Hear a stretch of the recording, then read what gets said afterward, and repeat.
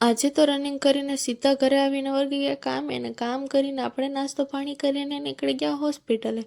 હોસ્પિટલેથી આવીને ઘરે જોઈએ છે તો ઘરે પડ્યું છે એક પાર્સલ, ને પાર્સલમાં આપણે મંગાવ્યું છે ફ્રીજ માટેની થોડી એસેસરી, જેમાં હતું ફ્રીજનું મોટું કવર ને અંદરની 3-4 સ્લાઇસ માટેના કવર આપેલા હતા. ક્વોલિટી વાઇઝ ને બધી રીતે પરફેક્ટલી હતા.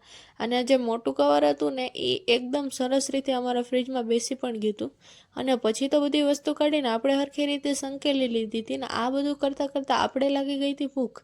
તો આપણે બધું લઈને બહાર બેસી ગયા હતા, અને બહાર પવન પણ એટલો સરસ આવતો હતો, તો માઇન્ડ પણ એકદમ ફ્રેશ થઈ ગયો અને ખાવાની પણ મજા આવી.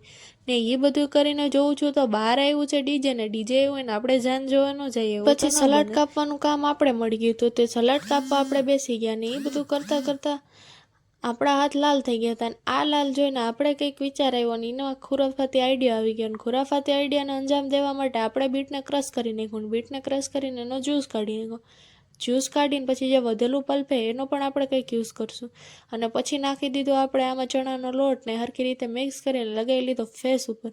અને ફેસ ઉપર લગાવીને 15 મિનિટ તમે રાખજો, ને પછીનો ગ્લો તમે જોઈ જ શકો કે કેટલો સરસ આપણો ફેસ ઉપર ગ્લો આવી ગયો છે.